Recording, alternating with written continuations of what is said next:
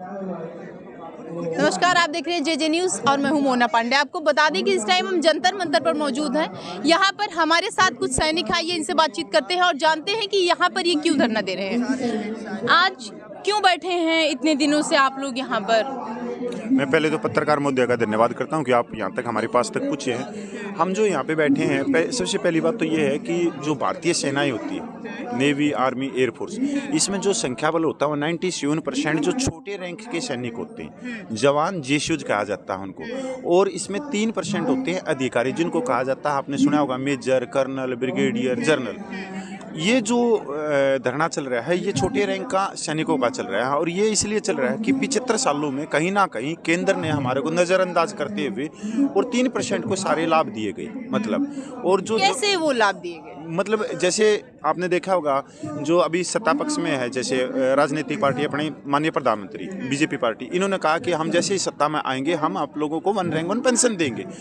मैं थोड़ा और पीछे लेके चलना चाहता हूँ आपको। 15 सितंबर 2013 को आप लोगों ने पता हो कि एक बहुत बड़ी रैली हुई थी, रेवाड़ी रैली, जो सैनिकों के नाम से, और उस समय गुजरात के माननीय मुख्यमंत्री मोदी जी उस रैली में आए थे। वहाँ पर एक स्टैंप लगाने का काम किया गया था कि आने वाले समय में हम माननीय प्रधानमंत्री को माननीय प्रधानमंत्री के रूप में माननीय मुख्यमंत्री नरेंद्र मोदी को देखना चाहते हैं। और सर्वसम्मति से ये फौजियों का एक फैसला था उस समय, और उसके अंदर जो संख्या बल था जवानों का पूरे देश का 6 लाख पूर्व सैनिक थे। आज भी आप लोगों ने सुना होगा, आम जनता में आज तक 8 साल हो गए कि फौजियों ने बनाया है, माननीय मोदी जी को फौजियों ने बनाया होगा। आप लोगों ने पत्रकारों में देखा होगा, हर जगह ये बात चलती है। तो वो उसी रैली से था कि हमने उनको बनाया था। पर उस रैली में क्या हुआ, जो स्टेज के ऊपर बैठे थे वो रिटायर्ड ऑफिसर बैठे थे, उसके अंदर जो 97% वो तो नीचे बैठे थे बेचारे, कुर्सियों पे, दरियों पे। वहाँ से 1 रैंक 1 पेंशन की घोषणा की गई। और 1 रैंक 1 पेंशन का क्या मतलब था कि 1973 से पहले ये जवान जेशूज के लिए थी, पर इसको हाईजैक किया गया केंद्र सरकार से मिलके। 1 रैंक 1 पेंशन की परिभाषा ये है कि जो कम उम्र में जो सैनिक रिटायरमेंट होके आए हैं, जो 35 साल से 45 साल के बीच में, और इसी के अंदर 35 और 45 के बीच में तकरीबन 80% से फौजी रिटायरमेंट हो जाती हैं। 80% मतलब प्रति साल 60,000 से 85,000 पूरे सैनिक रिटायरमेंट होते हैं। तो उनका जो गुजर बसर करने के लिए ये 1 रैंक 1 पेंशन दी गई, क्योंकि उनकी पेंशन कम होती है। और कोश्यारी कमेटी ने ये कहा था कि कम उम्र में जो रिटायरमेंट होते हैं उनके लिए 1 रैंक 1 पेंशन है। अच्छा। और कोश्यारी कमेटी अगली लाइन में ये कहती है, जो पैरामिलिट्री आपने सुना होगा, BSF, CRP, Assam rifle, Tibet है, इनके लिए क्या कहती है कोश्यारी कमेटी कि ये 60 साल की नौकरी करते हैं, इसलिए इनको 1 रैंक 1 पेंशन नहीं दे सकते। यहाँ 2 चीज़ होगी, जवानों के लिए लिखा जो कम उम्र में आते हैं रहते हैं, आर्मी, नेवी, एयरफोर्स के लिए। पैरामिलिट्री के लिखा है कि वो 60 साल की उम्र में रिटायरमेंट होती है, इसलिए नहीं देंगे।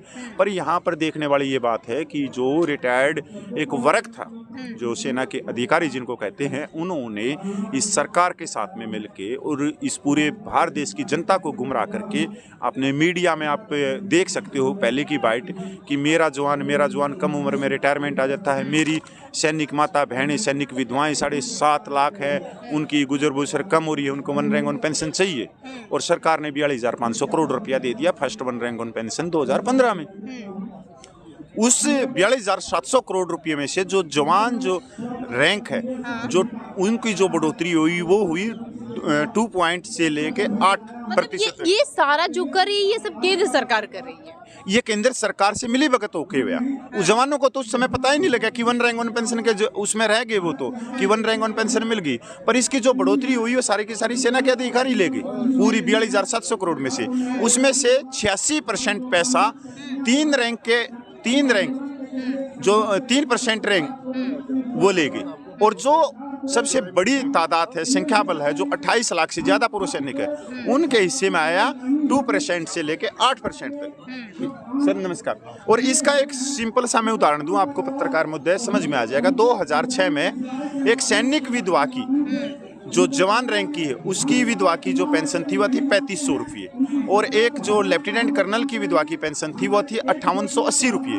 टोटल दोनों में 2380 रुपये का फर्क था। आज 2006 से वह जो सैनिक की विधवा जो 3500 रुपये ले रही थी वह आज 2023 में 12,500 रुपये ले रही है, और जिसकी 5880 लेफ्टिनेंट कर्नल की विधवा की थी वो 5880 रुपये से बढ़कर आज वह 58,000 रुपया होगी, प्लस DA 74,000 से ऊपर गई। लेफ्टिनेंट कर्नल की जो विधवाएं होती हैं उनकी पेंशन अलग होती है और जो जवान है उनकी पेंशन अलग है, ऐसा? हाँ, अलग होती है, दोनों का पे अलग, पेंशन अलग, लेकिन परसेंटेज के हिसाब से पहले सोचो। जवानों का क्या है, एक तरफ का जो ना अवेयरनेस नहीं था। अब पहले सवाल पूछा ना कि क्यों बैठे हो, ये अभी अवेयरनेस पैदा हुआ। एक बार अवेयरनेस पैदा होने के बाद हम पुराना हिस्ट्री हमने क्या कहते हैं उसको कांगना स्टार्ट किया। पहले 86 में क्या मिल रहा था, फिर 96 का क्या स्टोरी, 2006 का क्या स्टोरी, 2014 का क्या स्टोरी। हम में से 95% लोगों को इसके बारे में कोई नॉलेज नहीं था। नॉलेज इसलिए नहीं था, अफसर के ऊपर अंधविश्वास किया, उसी का अफसर के ऊपर अंधविश्वास किया। पहले ऐसे ही था, तो इसीलिए जो है अफसर ने हमारे स्ट्रेंथ दिखाया और अंदर जाके अपने लिए जो कुछ चाहिए ले लिया। बाहर आने के बाद हाँ हमने बातचीत कर लिया, सबको अच्छा मिलेगा, लेकिन टेबल निकलने के अफसर अंधेरे में थे पहले। अफसर अंधेरे में नहीं था, हम लोग अंधेरे में थे, जवान अंधेरे में था। अफसर इसका फायदा उठा के बात अंदर जाके बात करने वाला कौन था, अफसर। ये जो है ना जो कुछ भी हुआ है इसमें 25% ब्यूरोक्रेट्स का, यानी कि गवर्नमेंट IAS बाबू का, बाकी 75% हमारे ऑफिसर्स ने हमारे साथ धोखा किया। ये है असली कहानी। अच्छा, हमारे कह रहे हैं कि पहले के जो जवान हैं वो अंधेरे में थे। ये बिल्कुल मैम, क्योंकि उनको देखो पहले क्या थे, सेना में जैसे आर्मी में है उसमें हट्टे कट्टे चाहिए, अच्छे ताकत चाहिए, उसमें पढ़ाई लिखाई का इसमें कोई लेना देना नहीं था। क्यों चाहिए? क्योंकि देखो हम पहाड़ियों पे, आपने भी पता है कि हमारी जो बॉर्डर की सीमा कितनी लंबी एक लाइन है कि पाकिस्तान से चाइना से लगती है पहाड़ियों में। तो हम राइफल के साथ में एनिमेशन, फिर अपने खाने का सामान, मतलब 45-50 kg वजन लेके और बड़े बड़े हथियार को हम चढ़ जाते थे। और एनिमेशन जब खत्म हो जाता था तो हम वो फाइटिंग करते थे उससे, राइफल से, उसका क्या बोलते हैं सर, बैनेट फाइटिंग करते थे। उसके बाद में वो भी हमारे पास में राइफल भी टूट गई तो हम बॉक्सिंग कर लेते थे, गुस्सा कर लेते। इसलिए ताकत वाले सोल्जर चाहिए थे, तो पढ़ाई का उसमें था नहीं। आज समय इतना आ गया कि या 21वीं सदी आ गई, जवान पढ़े लिखे जाने लगे, BA पास, MA पास, B.Ed पास, JBT पास, पता नहीं क्या क्या है, यहाँ तक LLB करके भी जाने लगे सेना में, दुनिया में। उन चीज़ों को जो पहले दबी हुई थी कागजों में, भेदभाव, असमानता कि यह हमारा हक है, और 75 सालों से दबा के बैठे हुए। और इसमें जो एक जो केंद्र सरकार के जो दिमाग में एक बीमारी रही कि जो जवानों की जो वोट है, क्योंकि जवान इस देश के अंदर जो रिटायरमेंट है वो 28 लाख से ज़्यादा है, और उनकी जो वोट हैं वो 5 करोड़ से ज़्यादा हैं, और वो सीधे 140 सांसद सीटों को सीधे प्रभावित करते हैं। सांसद सीटों को हम सीधे प्रभावित करते हैं। ऐसी लोकसभा क्षेत्र हैं जिसके अंदर सिविलियनों की वोट कम है और फौजियों की ज़्यादा है। जैसे रोहतक लोकसभा है, सोनीपत लोकसभा है, हमारे हिमाचल में है, उत्तराखंड में है, पंजाब में, राजस्थान में, उत्तर पश्चिम में है, आगरा में है, तो इसमें हम सीधा प्रभावित करते हैं। पर ये चीज़ें किसने दिखाई? राजनीतिक पार्टियों को, कांग्रेस को, बीजेपी को या दूसरी पार्टियों को। ये सारी हमारी जो ताकत दिखाई, ये दिखाई रिटायर्ड अफसरों ने, और हम नीचे बैठे रह गए, दरी कुर्सी, जिंदाबाद जिंदाबाद जिंदाबाद जिंदाबाद, बस नारे लगाते रह गए 75 सालों से। तो वो नारे लगा के वो तो पूछ गए राज्यपाल लोकसभा में और जगह, साथ में ले गए वो 1 रैंक 1 पेंशन भी। जो 1 रैंक 1 पेंशन जवानों की थी, आज वो 1 रैंक 1 पेंशन ऑफिसर पेंशन की होगी। जो कम उम्र में जो रिटायरमेंट आते हैं, प्रीमेच्योर रिटायरमेंट आते हैं, वैसे प्रीमेच्योर होते नहीं वहाँ पे, एक टर्म्स ऑफ सर्विस होते हैं, उनको भी बाहर कर दिया गया। और जबकि माननीय प्रधानमंत्री ने 2015 में फरीदाबाद मेट्रो स्टेशन का उद्घाटन करते हुए कहा था कि जो कम उम्र में जो हमारे सोल्जर जो रिटायरमेंट आते हैं वो अपने कंधों पे बंदूक रख के एनिमेशन को अपनी पीठ पे ढोके और दुश्मन से वो लोहा लेते हैं, वो सैनिक सभी को 1 रैंक 1 पेंशन मिलेंगे। आपने बोर्ड लगा रखा है कि लड़ने के लिए जवान जाते हैं, शहीद होने के लिए जवान जाते हैं। अगर शहीद होना है तो जवान होते हैं। जब मेडल मिलना होता है तब हमारे ऑफिसर जाते हैं। इसका एक बहुत ही अच्छा उदाहरण है आपके लिए, आप गूगल पे सर्च करना।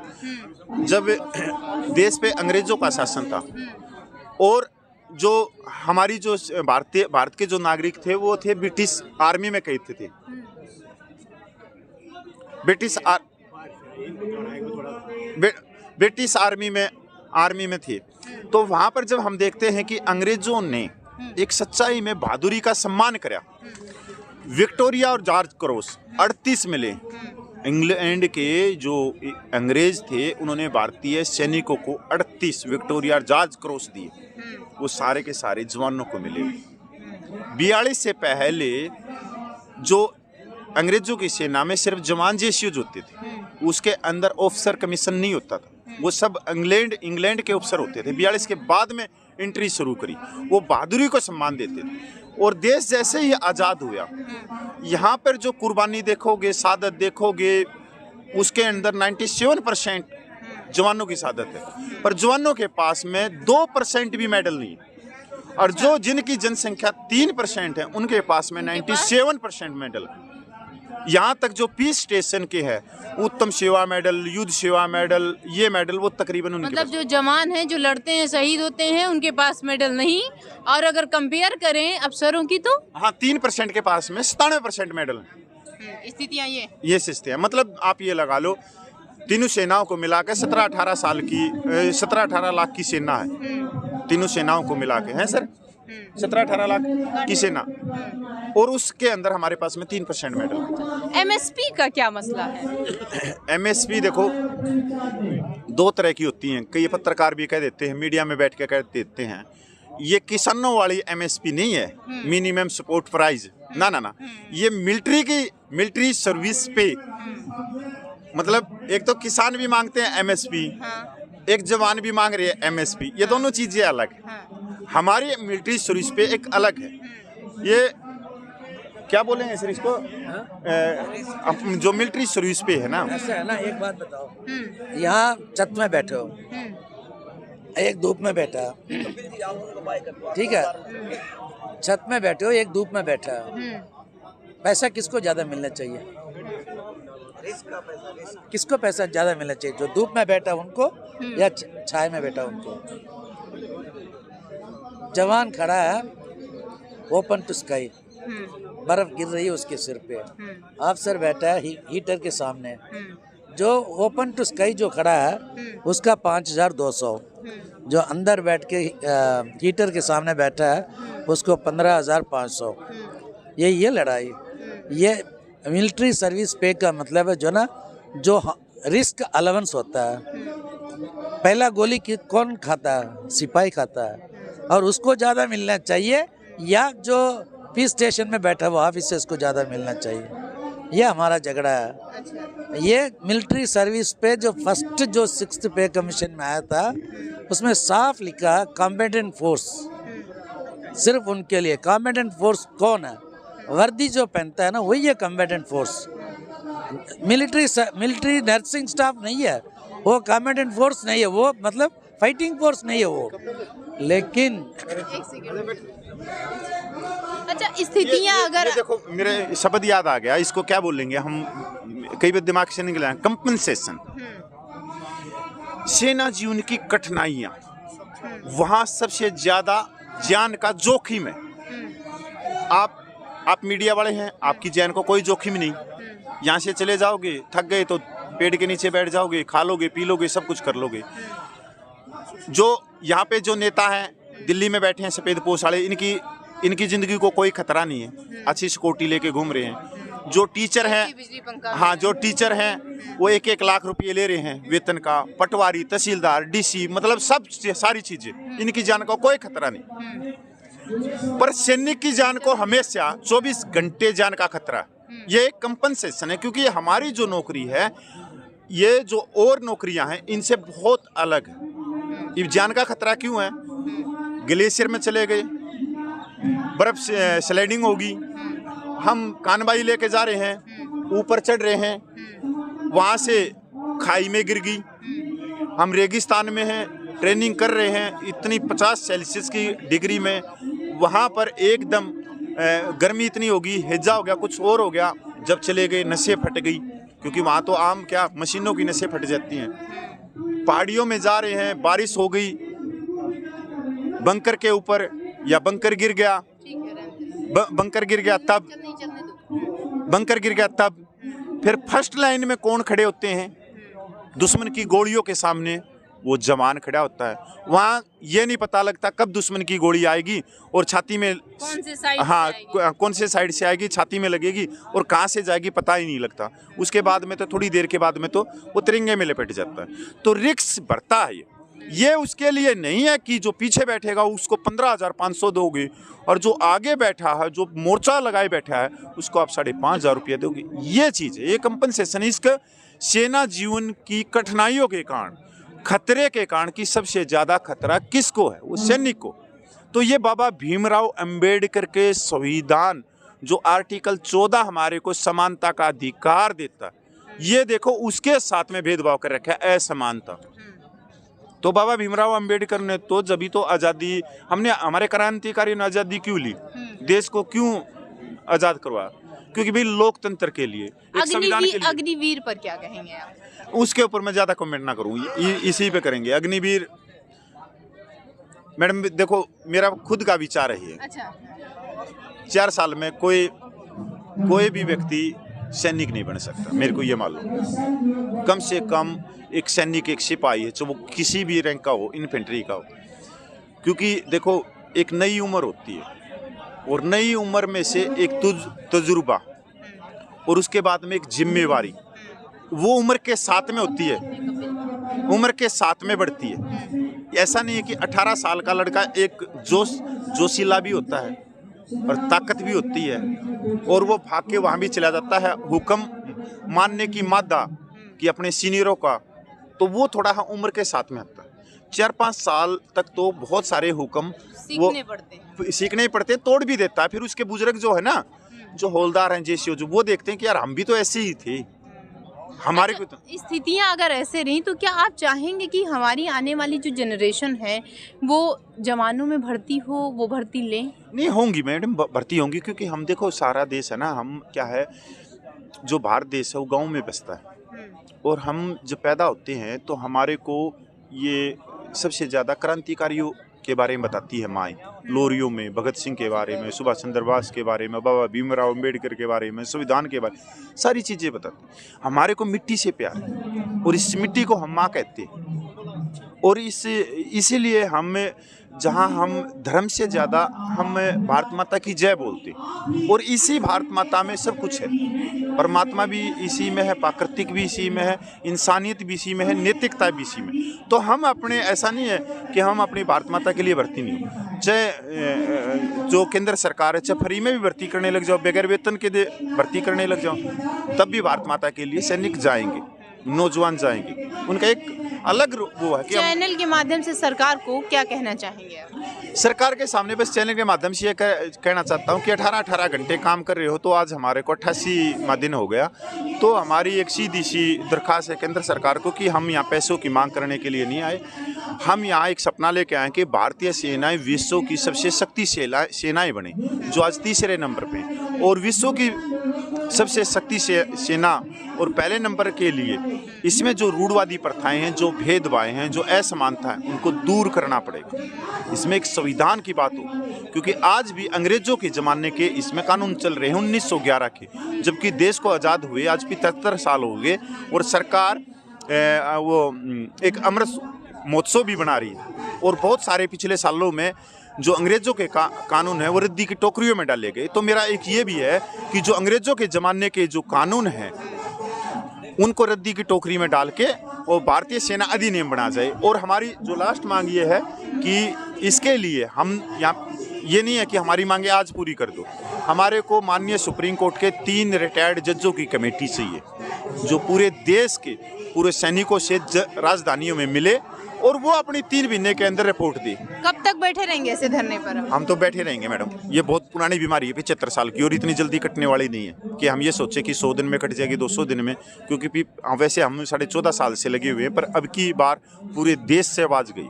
जब तक हम थे और हमने 14 साल तक यहाँ पूछे और आज तो ये लगा लो लाखों सैनिक एक कॉल के ऊपर दिल्ली में आ सकते हैं। और आज आपने देखे होंगे सिक्किम के सैनिक हैं, या हर दिन है, तमिलनाडु के सैनिक हैं, फिर और आते हैं, बहुत आते हैं।